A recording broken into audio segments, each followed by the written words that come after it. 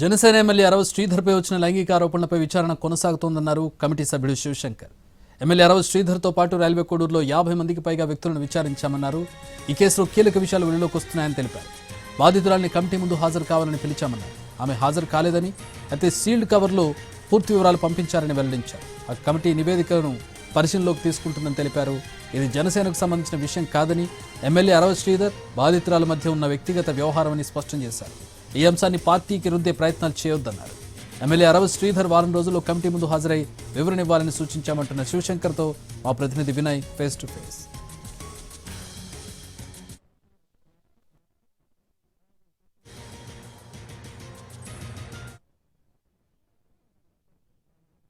Railway Koduru MLA Arava శ్రీధర్పై మహిళా ఉద్యోగిని హర్షవీణ చేస్తున్న లైంగిక ఆరోపణలతో పాటు ఆమె విడుదల చేస్తున్న రోజుకో వీడియోతో ఈ కేసు పైన ట్విస్టుల మీద ట్విస్టులు బయటపడతా ఉన్నాయి. ఇదే ఎపిసోడ్పై మనతో మాట్లాడేందుకు జనసేన పార్టీ ప్రధాన కార్యదర్శి, ఇదే విధంగా ఈ 3 మెన్ కమిటీలో కీలక లీడ్గా ఉన్న శివశంకర్ కూడా ప్రస్తుతం మనతో ఉన్నారు. ఆయన అడిగి మరిన్ని విషయాలు తెలుసుకుందాం.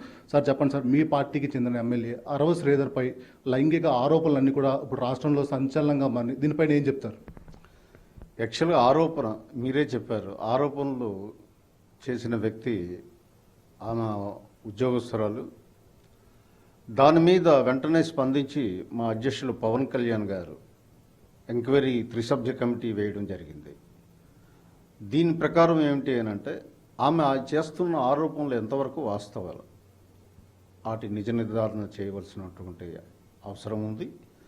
అలాగే ఎమ్మెల్యే శ్రీధర్ గారి పాత్ర, ఆయన ఏవైనా తప్పు చేశారా ఏంటా, వీటన్నిటి మీద ఈ 2 ఇష్యూస్ మీద మాకు టర్మ్స్ ఆఫ్ రిఫరెన్స్లో మాకు ఎంక్వైరీ ఇవ్వడం జరిగింది. ఒక విడత వెళ్ళడం జరిగింది రైల్వే కోడూరులో. సుమారు 50 మందితో మాట్లాడాం. అరవ శ్రీధర్ గారు కూడా, వారికి పార్టీ ఆదేశించింది వారం రోజుల లోపు కమిటీ ముందు వివరణ ఇమ్మని.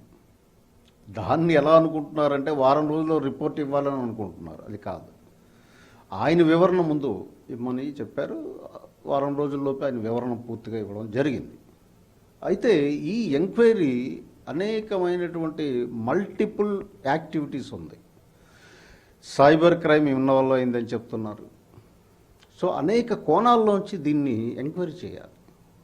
ఇది ఆషామాషి కాదు. కాబట్టి ఆ దిశగా మేము టైం తీసుకొని అన్ని విషయాలు కూడా నిశితంగా పరిశీలించి మా అధ్యక్షుల వారికి ఖచ్చితమైనటువంటి రిపోర్ట్ మేము చేస్తాం. సార్, అంటే ఒకవైపు బాధితురాలు వరుసగా రోజుకొక వీడియో ఈ ఎపిసోడ్లో విడుదల చేస్తూ ఉన్నారు. అరవ శ్రీధర్ కూడా బయటకు వచ్చి అది హనీ ట్రాప్ అని కూడా చెప్తా ఉన్నారు. వీళ్ళిద్దరిని పక్కన పెడితే చాలామంది రైల్వే కోడూరులో దాదాపు 50 మంది పైగా మీరు విచారించారు. ఈ విచారణ అంటే కమిటీ రిపోర్ట్ పక్కన పెడితే ఈ విచారణలో వాళ్ళు ఏం చెప్తున్నారు? ఏమన్నా 2 కేసులు ఏమన్నా బయటికి? ఎందుకంటే ఇప్పుడు ఒక పార్టీ ఎమ్మెల్యే పవన్ కళ్యాణ్ గారి పార్టీ అనేప్పటికీ ఇది పూర్తిగా రాష్ట్రంలో చాలా వెయిట్ చేస్తూ ఉన్నారు. దీనికి సంబంధించి ఏం చెప్తారు?